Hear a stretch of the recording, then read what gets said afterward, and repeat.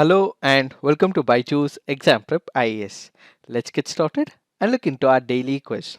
Before we look into our practice questions today, we have a quick gentle reminder. As part of Target Prelims 2022, our tomorrow's session would be with respect to Indian economy. Please do tune in from 7:30 to 9:30 p.m. and this session will be handled by Shyam sir. Let's get started and look into the first question. Consider the following statement. The superintendent, direction, and the conduct of all elections to the Legislative Council shall be vested in the State Election Commission. Under the Constitution, a person shall be disqualified for being chosen as and for being a member of the Legislative Council of a state if he or she was convicted for promoting enmity between different groups or for the offence of bribery.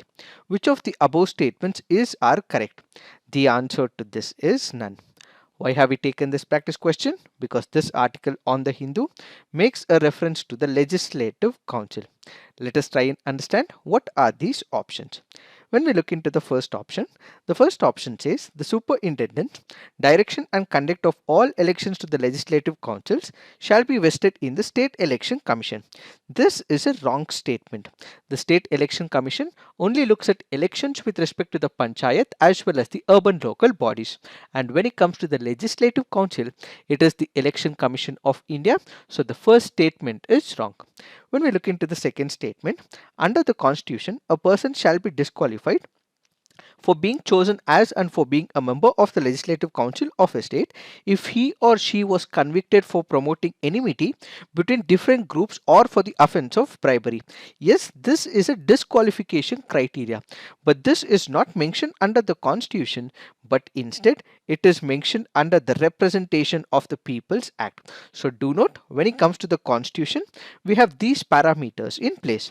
If he holds any office of profit under the union or the state government, if he is of unsound mind and stands so declared by a court, if he is an undischarged insolvent, if he is not a citizen of India or has voluntarily acquired the citizenship of a foreign state or is under any acknowledgement of allegiance to a foreign state, if he is so disqualified under any law made by the parliament. So when it comes to the Constitution, it is these parameters that are mentioned, but rest of the others are mentioned under Representation of the People's Act of 1951.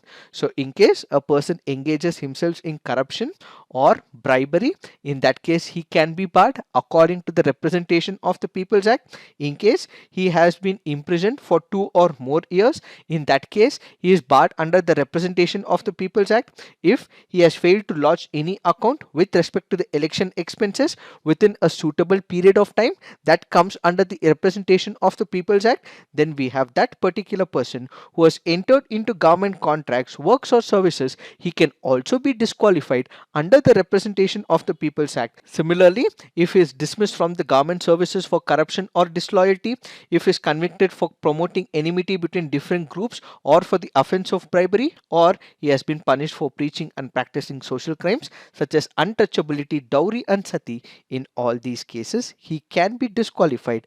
But all of these fall under the Representation of the People's Act and not Constitution. Since the second statement is to do with Representation of the People's Act and the first is to do with Election Commission of India, the answer to this would be none. Now let's look into the next practice question. Regional anti-terrorist structure which intends to combat terrorism, separatism and extremism at the regional and global level is an organ of European Union, Gulf Cooperation Council, North Atlantic Treaty Organization, Shanghai Cooperation Organization. The answer to this is Shanghai Cooperation Organization. Why have we taken this practice question? Because this article on the Hindu makes a reference to SCO RATS exercise. So when we speak about regional anti-terrorist structure, it is aspect of the Shanghai Cooperation Organization, and it is that particular organ which helps in sharing of the information, joint terrorism measures between the member states. With its headquarters in Tashkent, Uzbekistan, the regional anti-terrorist structure is a permanent organ of Shanghai Cooperation Organization. Its objective is to help members fight combat extremism, terrorism and separatism. The head of RATS is elected for a 3-year term, and all the member states also have their own representatives at RATS. The RATS was formed in June 2004 summit at the Shanghai Cooperation Organization, which was held in Tashkent, Uzbekistan. It is engaged in furthering cooperation and ties between the member countries to do with terrorism, security, drug trafficking, crime and cyber warfare. In 2017, International Current Affairs magazine The Diplomat also reported that this regional anti-terrorist structure had even prevented terrorist activities to as many as 600 situations. It also reported that through RATS, 500 terrorists have been extradited to multiple countries who are part of this organization. So basically, this particular organ of SEO helps to improve the counter-terrorism experience, whereby they would be sharing information. Law enforcement agencies would be able to coordinate with each other.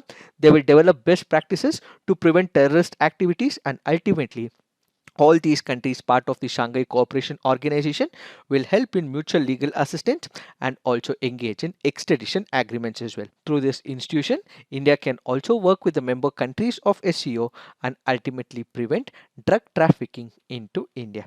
It is this that we have to understand with respect to the RATS. Now let's look into the next practice question. Consider the following statements. This national park is sometimes referred to as Mini Kaziranga. It is located on the north bank of the Brahmaputra river in the Darang and Sonitpur districts of Assam. The above statements best describe Dibru-Saikhowa National Park, Manas National Park, Nameri National Park, Orang National Park. The answer to this is Orang National Park. Why have we taken this practice question? Because this article on the Hindu makes a reference to the Orang National Park. Which are the national parks which are present in Assam? What we have is the Orang National Park, we have Kaziranga National Park, we have Dibru-Saikhowa National Park, we also have Manas Wildlife Sanctuary as well. Added to it, we also have Orang National Park, Nameri National Park, which are present in Assam. When we look into the characteristics, the Orang National Park is also referred to as Mini Kaziranga. Why is it referred so? That is because when you look at the characteristics of Kaziranga and Orang National Park, they are almost similar in landscape. They are made up of marshes, they also have streams running through, they have grasslands as well, and they are inhabited by the great one-horned rhinoceros because they have a similar landscape, which is why we have the Orang National Park, which is also called as Mini Kaziranga. Yes, it is located on the north bank of the Brahmaputra river in the Darang as well as Sonitpur districts. This national park is formed of alluvial floodplains of many rivers, and it is also integral to the India-Burma biodiversity hotspot. Apart from the great one-horned rhinoceros, there are other species in this national park as well.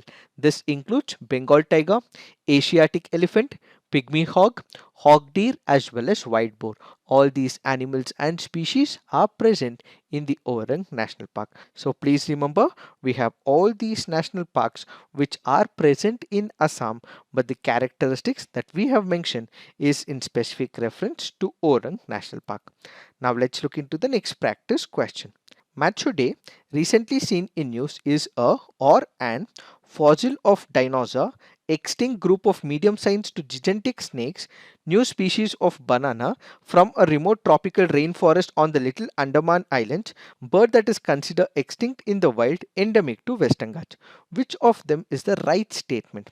The answer to this is extinct group of medium-sized to gigantic snakes.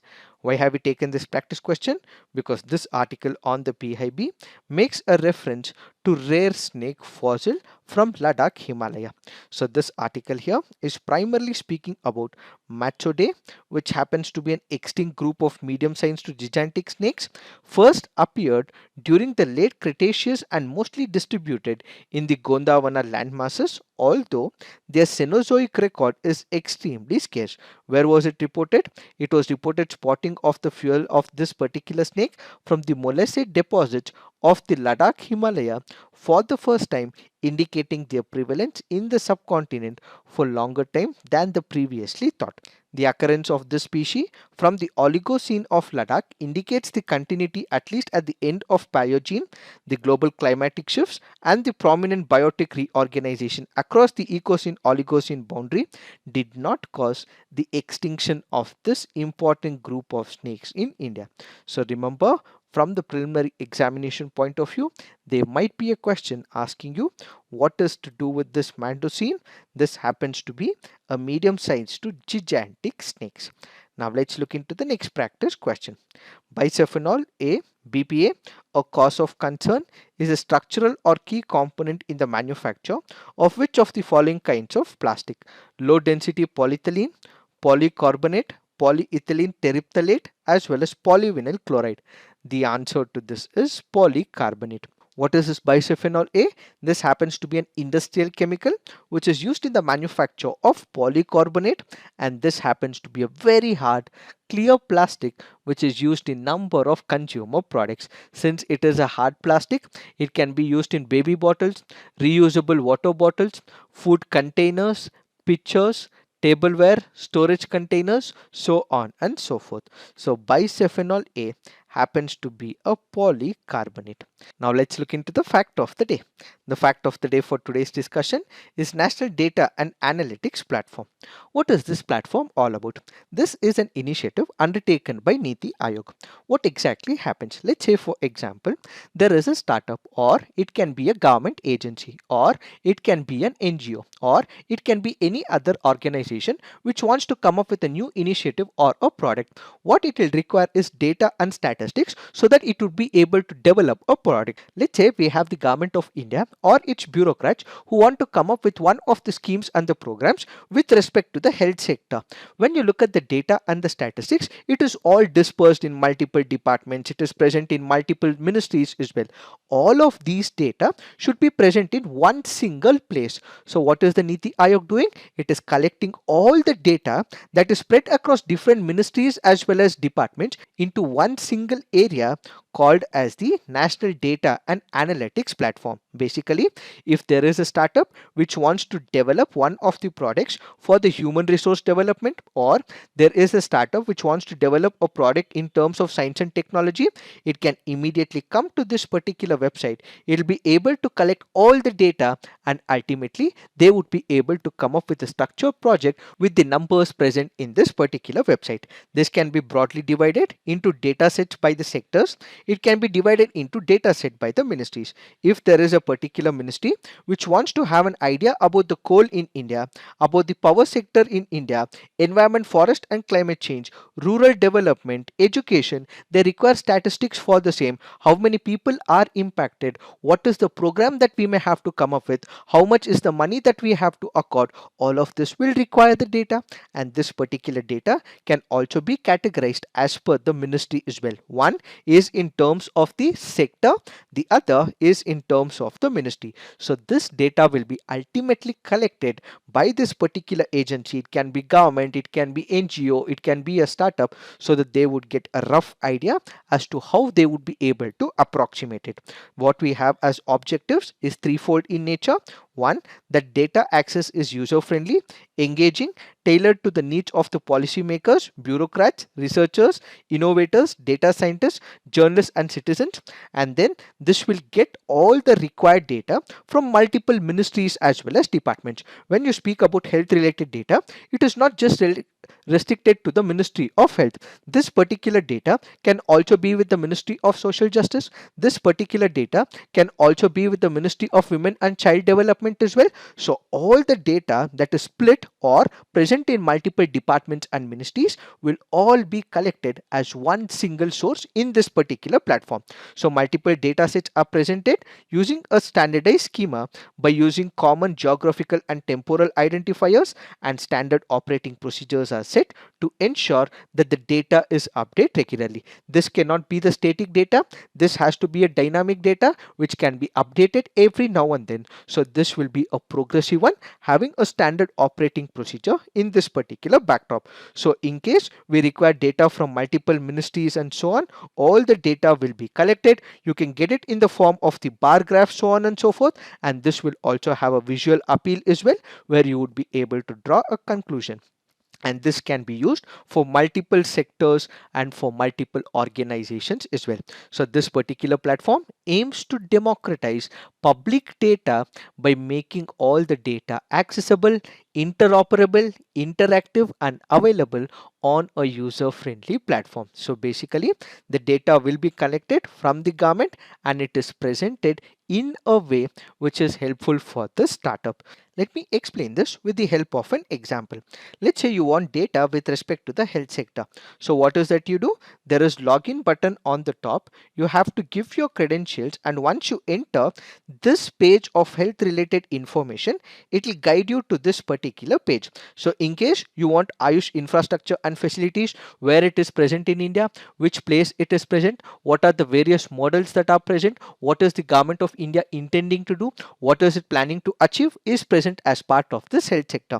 Followed by this comprehensive national nutrition survey will all be indicated as part of the health sector. So you don't have to go through multiple websites, multiple ministries, multiple departments, but instead every information is present as part of the health sector. Similarly, transport sector, similarly it is also guided as a different one in terms of the ministry as well. So ultimately you would be able to get a broader picture about the statistics and you would be able to develop the project. So what are the features included? Data export in machine readable format, common schema across sectors, database of innovation with public data, user friendly search engine and social media share as well. Once you have this data, and if you want to share it on any of the online platforms, you would be able to do so. What is the significance of this particular platform? It will ensure that the data sets that are hosted on this particular platform can be used by the government, academia, journalism, civil society and the private sector. So the users include all these people so that they would get easy access to it, and ultimately they would be able to use it for the cross sectoral analysis. So this will enable cross sectoral analysis, showcase innovative uses and top research, enable easy access to data from different sectors and encourage discussion on the social media. These are some of the benefits and significant features of this particular platform. It is this that we have to understand in reference to this topic. So this is it for today. Thank you for watching. All the best.